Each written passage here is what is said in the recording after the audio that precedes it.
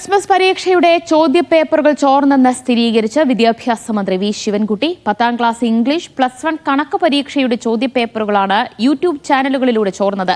കുറ്റക്കാർക്കെതിരെ കർശന നടപടിയെന്ന് മന്ത്രി വ്യക്തമാക്കി.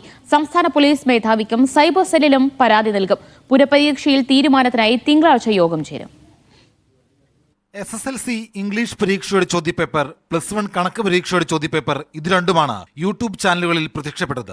ആദ്യഘട്ടത്തിൽ ചോദ്യപേപ്പർ ചോർച്ച സമ്മതിക്കാതിരുന്ന വിദ്യാഭ്യാസ വകുപ്പ് ഒടുവിൽ ചോദ്യപേപ്പർ ചോർച്ച തുറന്നു സമ്മതിച്ചു. നമ്മുടെ പൊതുവിദ്യാഭ്യാസ മേഖലയിലുള്ള ഒരു വെല്ലുവിളിയാണ് ഇത്. പ്രസിദ്ധീകരിക്കുന്ന യൂട്യൂബ് ചാനലുകാരും വൻ ട്യൂഷൻ സ്ഥാപനങ്ങളും അവർ മനസ്സിലാക്കേണ്ട അവർക്കൊരു താൽക്കാലികമായിട്ടൊരു ലാഭം കിട്ടുമായിരിക്കും. കേരളത്തിന്റെ പൊതുവിദ്യാഭ്യാസത്തോടും വിദ്യാർത്ഥി സമൂഹത്തോടും രക്ഷകർത്താക്കളോടും കടുത്ത വഞ്ചനയാണ് ഈ കൂട്ടർ കാണിച്ചിരിക്കുന്നത്. അതീവ രഹസ്യ സ്വഭാവത്തോടു കൂടിയാണ് എല്ലാ പരീക്ഷകളുടെയും ചോദ്യപേപ്പർ തയ്യാറാക്കുന്നത്. എന്നാൽ ചോദ്യപേപ്പർ ചോർന്നത് ഗൗരവമായിട്ടാണ് പൊതുവിദ്യാഭ്യാസ വകുപ്പ് കാണുന്നതെന്ന് മന്ത്രി പറഞ്ഞു. ട്യൂഷൻ സെന്ററുകൾ മുഖേന യൂട്യൂബ് ചാനലുകളിലേക്ക് ചോദ്യപേപ്പർ എത്തിയതാകാമെന്ന് വിദ്യാഭ്യാസ വകുപ്പ് കരുതുന്നു. ഇതിന് കൂട്ടുനിന്ന വകുപ്പിലെ അധ്യാപകർ ആരെങ്കിലും ഉണ്ടെങ്കിൽ കടുത്ത നടപടിയുണ്ടാകുമെന്ന് മന്ത്രിയുടെ മുന്നറിയിപ്പ്. ഇപ്പോഴുണ്ടായിരിക്കുന്ന അതീവ ഗൗരവമുള്ള സംഭവവികാസമാണ്.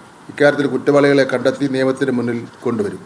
ചോദ്യപേപ്പർ തയ്യാറാക്കുന്നവരും വിതരണം ചെയ്യുന്നവരും അറിയാതെ പുറത്തു പോകില്ല. ഇത് പൊതുവിദ്യാഭ്യാസ മേഖലയോടുള്ള വെല്ലുവിളിയെന്നും മന്ത്രി. സ്വകാര്യ ട്യൂഷൻ സെന്ററുകളിൽ ജോലി ചെയ്യുന്ന അധ്യാപകരുടെ വിവരങ്ങൾ വിദ്യാഭ്യാസ വകുപ്പ് ശേഖരിക്കും. DGPയുടെയും സൈബർ സെല്ലിന്റെയും പൊതുവിദ്യാഭ്യാസ വകുപ്പിന്റെയും കീഴിൽ പല നിലയിലുള്ള അന്വേഷണമുണ്ടാകുമെന്നും മന്ത്രി വ്യക്തമാക്കി. ഇക്കഴിഞ്ഞ ദിവസമാണ് ചോദ്യപേപ്പറുകൾ യൂട്യൂബ് ചാനലുകളിൽ പ്രത്യക്ഷപ്പെട്ടത്. തുടർ നടപടികൾ സ്വീകരിക്കാൻ വിദ്യാഭ്യാസ വകുപ്പ് മറ്റന്നാൾ മന്ത്രിയുടെ അധ്യക്ഷതയിൽ ഉന്നതതല യോഗവും ചേരും. മീഡിയ 1 തിരുവനന്തപുരം.